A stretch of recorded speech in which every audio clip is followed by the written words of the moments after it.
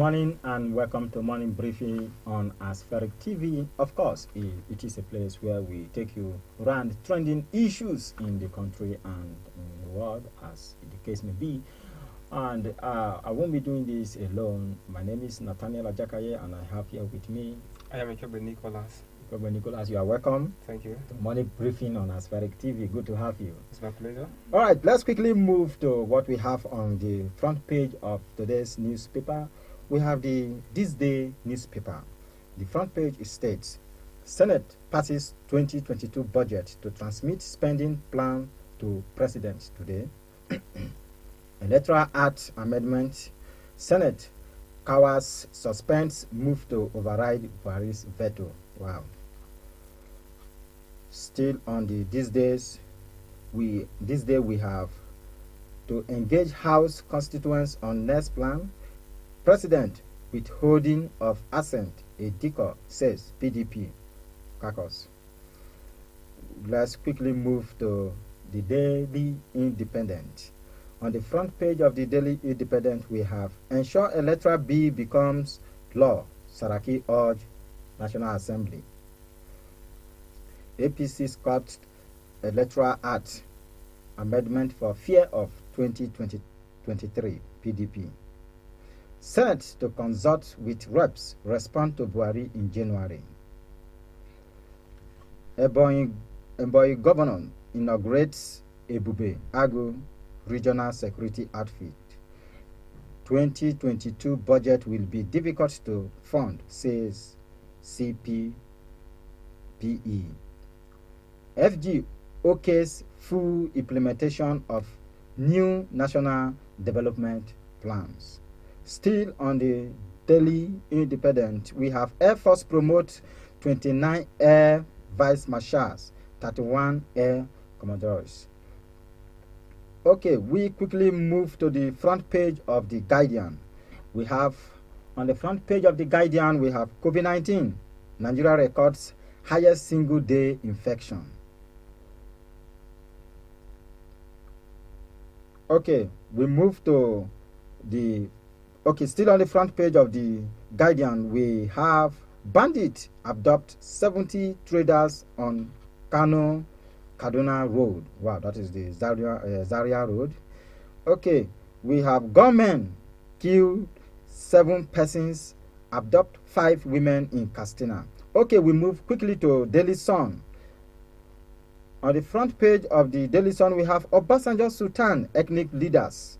Others list ways to save Nigeria. Wow. Okay. FG declare Monday, Tuesday, January 3rd public holiday on the front page of the Daily Sun, which can be found on in page 27. Okay, YPDP will win 2023 presidency. Wike says good leadership key to party realization of ambition. National Assembly rises own budget to 139 billion, approve 17.126 trillion for FG. COVID-19 assuming dangerous, harmful dimension, FG warns. Electoral B, Senate back down. Wow. CBN withhold Stanbic IBTC 488 billion over LDR defaults. Okay, we move quickly to the front page of the Punch. On the front page of the Punch, we have petrol subsidy raises hit 1.16 trillion in 11 months. National Assembly to transmit 17 trillion budget to Buhari today, Lawan, says Lawan. Senate back down on overriding Buhari, refer bills to constituency. That is on the Electoral Amendment Bill. Okay, we will consult our constituents during recess. They have a role to play, says Lawan. Buhari reject bill in order to rig 2023 pool. APC plan to manipulate result. PDP.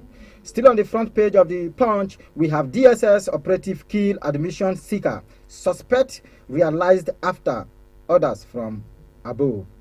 Wike boost of PDP capacity to win 2023 presidency. All right, on the front page of the Daily Trust, we have Electoral B, how governors scuttle senators move to override Buhari. All right, that is all that we will be taking on the front page of today's newspaper. And when we come back from the short break, we will be taking, a little voyage into some of these headlines. Thank you and stay tuned.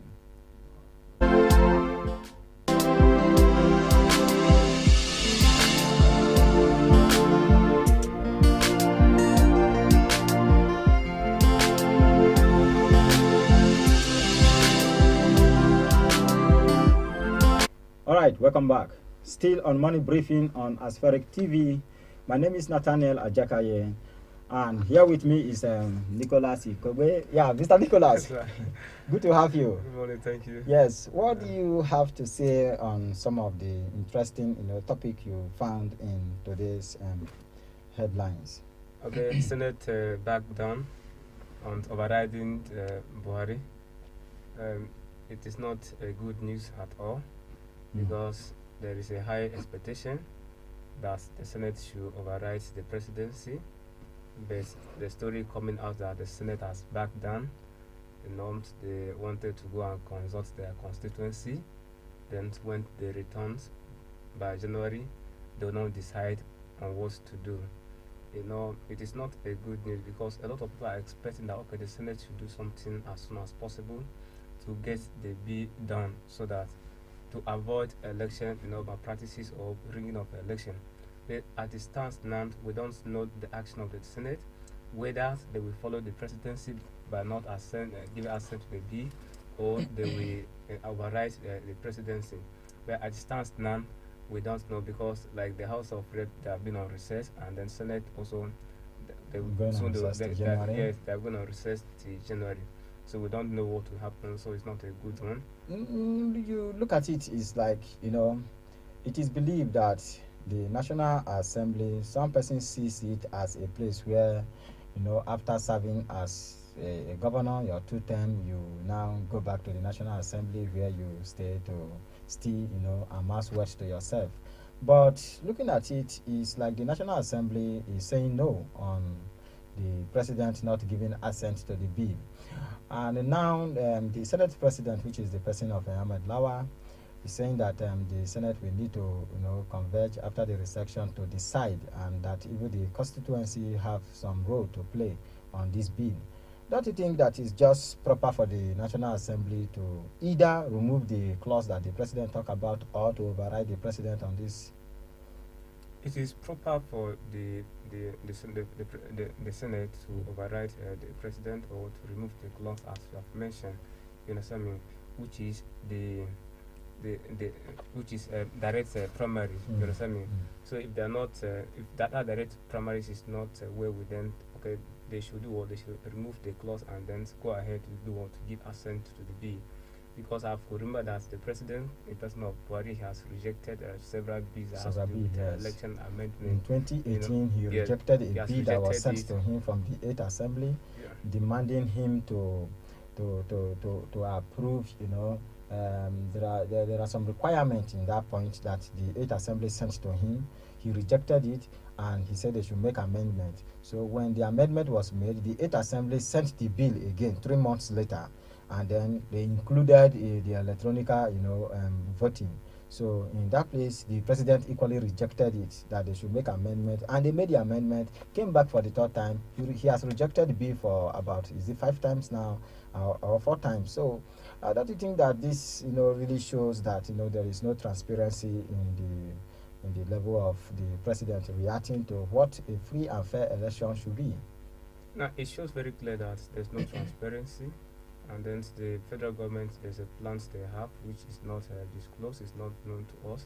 They have an interior motive, because for them not to give assent to the bill, that means they are okay with the current electoral law that is in place. And then if you look at it now, like I've said yesterday, the governors, it's like the governors have put much pressure on the presidency not to assent to the bill, because that bill is not favorable to the governors. is not favorable to them. And looking at it, it's like the governors, are trying. The governors have really tried to lobby things out here. Yes. Because I think one of it is chaired by the Ekiti State governor, which is Fayemi. Looking at it, is that they troop into Abuja to see how they can lobby on this to make sure that the Senate do not pass this into law, because there's no reason why this will not be seen as something that is making wave, because this is what the popular will wanted. And then it is now looking at the fact that the Senate will definitely pass this into law by overriding the president. But now the president, the National Assembly is backing up and calling on research that they will come back after research. And don't you think that this is just a delay tactics to make sure that they do not achieve what they want? It's a delay tactics, like you have said. There's a news we heard that as of yesterday, the 6 APC top governors were relocated to Abuja to ensure that to lob the Senate, for them not to go ahead with the collection of signatories to override the presidency. And then we strongly believe that they had a meeting, like I've said, and I always say that this is a national issue and we should not politicize it, because it's not a matter of APC or PDP, but as a senators you are representing your people. So now, as the way it is now, the APC government, they are trying to do what? They are trying to politicize it, because if the Senate they go ahead to override the presidency, definitely the presidency will be embarrassed. You understand? But the president should not feel embarrassed in this issue, because looking at it, this is what he wanted in 2015, where he talks about free and fair election, and now looking at it that Mr. President, this is it. Buhari has so far declined the Electoral Act Amendment Bill 5 times. In March 2018, the 8th Assembly passed the Electoral Bill along with a controversial clause that makes it compulsory for legislative and governors election to be held before the presidential pool, and the president refused to sign.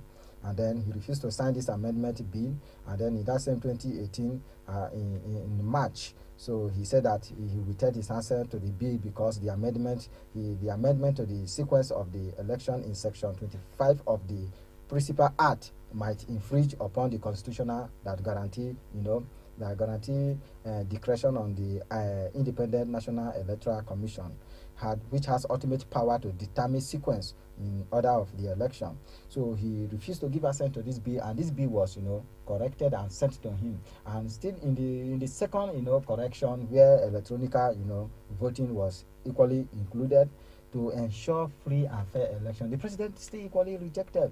So don't you think that this is self-contradiction against what he said in 2015? It's self-contradictory, and then that's why you can see that there's some other bodies there crying out, saying that maybe the APC government they have a plan to rig elections. Yes, include the PDP and some concerned bodies. Yes, concerned bodies. Or is it just a power tussle between the Senate and the governor, and then now the governors were able to get the president to their own side, including the Attorney General? Do you think? It is a power tussle. Does it mean that the interest of the people is not really there, or they do not really have the interest of the people? It is a power tussle, like I've said yesterday. If a senator have a rift with a sitting governor, because the sitting government, they control the party structure of the state, so they determine who will get a party ticket. So now, like if this direct primaries is being approved eventually, if it's been approved now, so the government will not be empowered to do what to impose the candidate, because there will be a level playing ground. There will be an open floor for everybody to do what to participate in choosing any person that they wishes. So that power will be limited. The sitting governor will not have that power. And then this bill now, it will be favorable towards the Senate. But now, I don't even know why some of these senators they are there. Okay, they have money. Okay, this lobbying we're talking about. Now, if you collect those money, but your dignity is being unquestionable, because you are there to do what, to make law for your people. And then as a person, a sitting governor is coming to tell you that, okay, you should not do this, you should not do this, you should not do this. Don't hearken on to what they're saying, but do the needful. So it's being contradictory. You understand? Okay, moving further, we have the 2022 budget. National Assembly to transmit 2022 budget to Buhari today, which is today the National Assembly is to meet with the president to transmit the 2022 budget that that ranges for about 17 point, 12 trillion, to see how, Nigerians can be liberated from their current suffering, that this budget is hopefully going to make impact. What do you think about the 2023 budget? Do you think it's going to make meaningful impact on the life of Nigerians? Because you see that so many Nigerians depend on this to survive.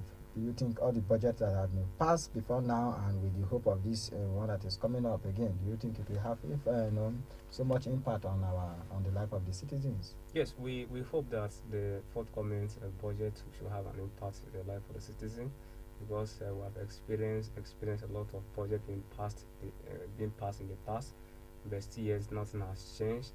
But this time we're hoping and then pleading with the presidency that this 2022 budget should be meaningful and should be impactful in the life of or their citizen.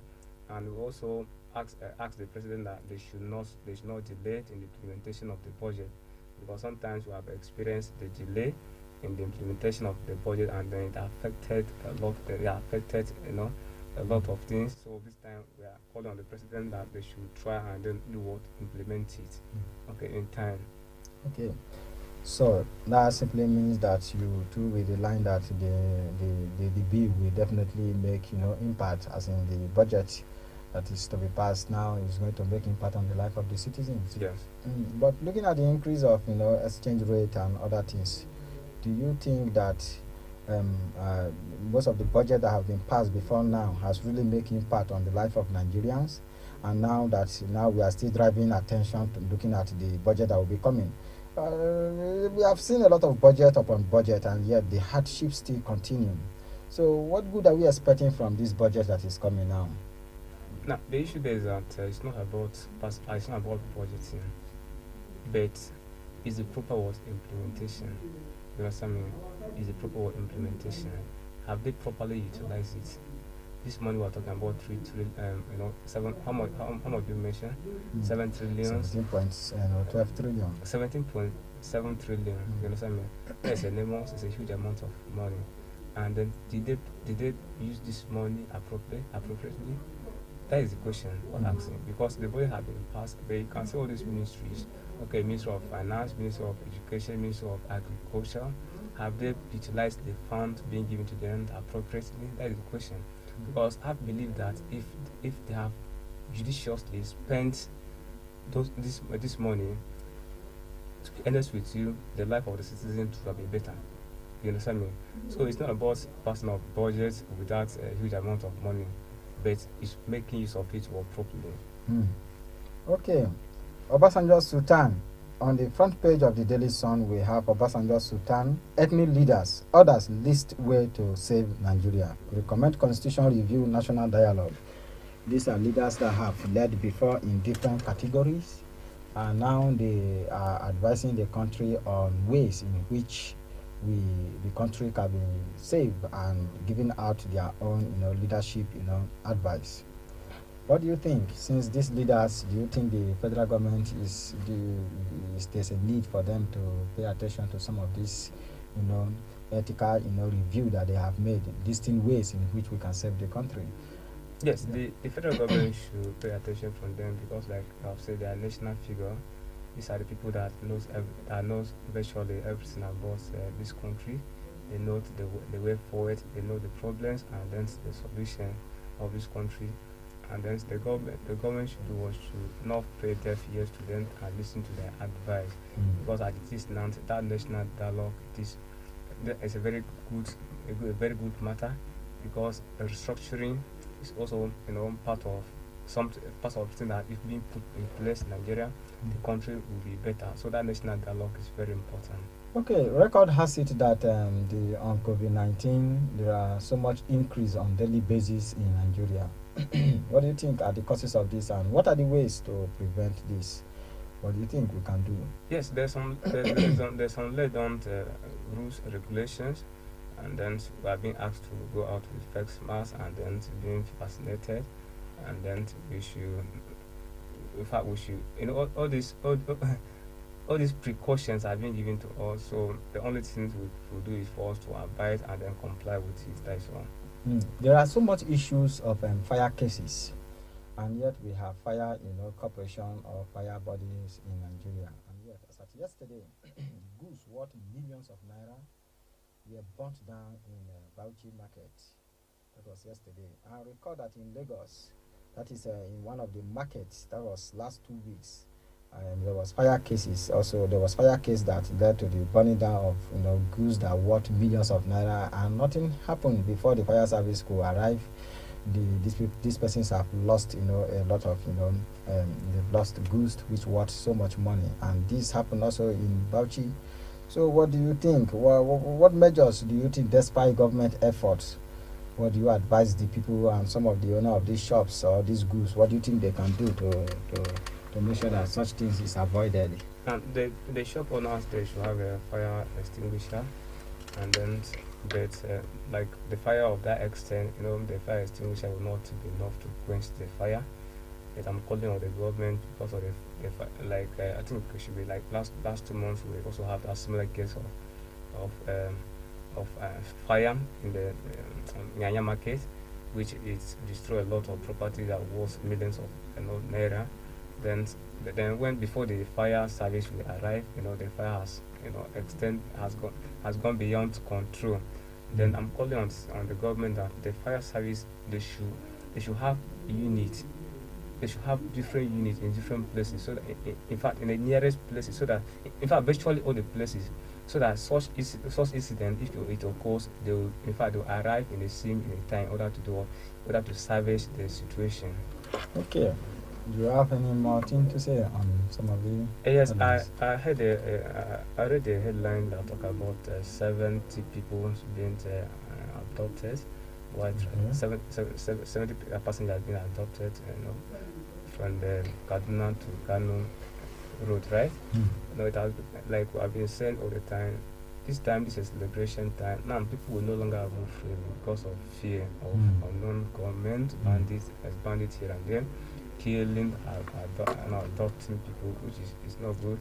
Because as of yesterday, the governor of Kaduna State, he came out to say that the bandits must be killed. Yes. So I don't know whether it's because of the statement that it should be because of the statement, because bandits have killed a lot of persons, and then there is a need for these issues to be tackled. Yes. And because life is sacred, and yet the bandits are just out there, operating as if they are living in a free land, which is not supposed to be so. So and these are people that have relatives, and yet bandits just go in there and then kill them, leaving them in tears and pains, as if that is the norms, which is very bad. So I think the governor position is quite clear, and then it makes more meaning if the federal government look at this and then move swiftly to see how they can address these issues, because a lot is happening down there in the north. And then so many persons now live in fear traveling to these places. I have a colleague who intends to go and collect, an attestation somewhere there, and the person is afraid, and which is not supposed to be so. So the intelligence unit, I think the intelligence unit coming from the military knows what to do, and then I think they should move into operation and see how they can work on this. Yes. So all right. Okay. So like I've said, the security agency, they should button up, because this time is very precarious, it's very fearful, because people are afraid of traveling. So there should be a security, beef to do what to rescue the situation at hand. Okay. You have something on spot? Yes. We, like yesterday, a lot of games being played in Carabao Cup.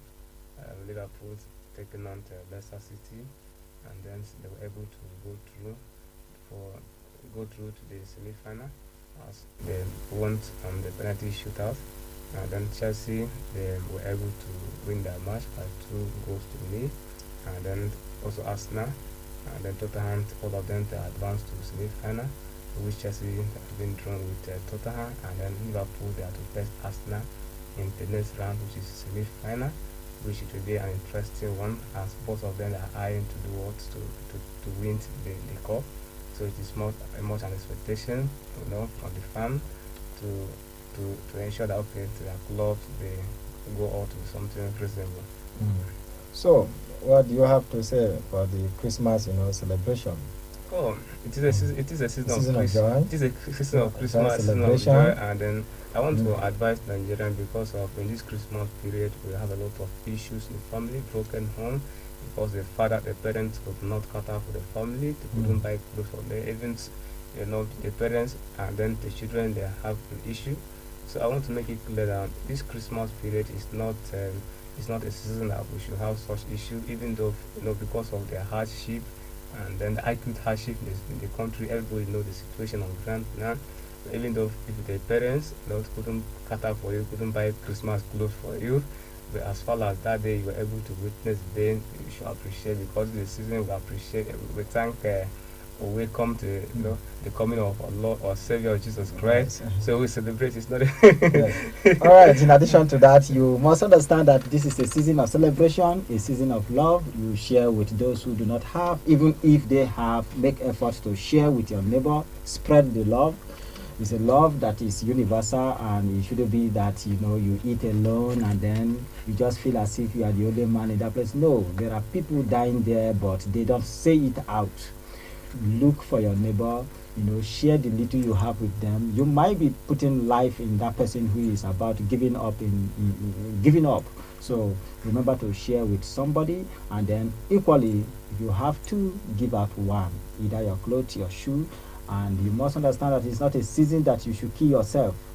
The season will definitely come and gone. As at yesterday, the police paraded a lot of criminals, over 26 of them, with all forms of crimes. And then looking at it, probably they might have made promises in so many places on the things they intend to achieve, the kind of buoyant life they intend to live within this period. And now they are in for it. No one knows what will happen to them. So remember that when you commit crime, you might be gone, but your family, what will happen to them? You leave a negative impact on them, a kind of feeling that when they see your contemporary, they feel bad that you are no longer there, or you are in a place where you are serving, the government in pains. So just know that you have families that care about you. So withdraw from what? Crime and evil just because you want to please someone. No, you will definitely see tomorrow. You will survive. Thank you. And that is all we can take this morning on Aspheric Money Briefing. And we see you tomorrow. My name is Nathaniel Ajakaye, and I am Ikobe Nicholas. All right. Don't forget to follow us on our social media handle, Aspheric TV, on our YouTube and our Facebook. Thank you so much. Have a nice day.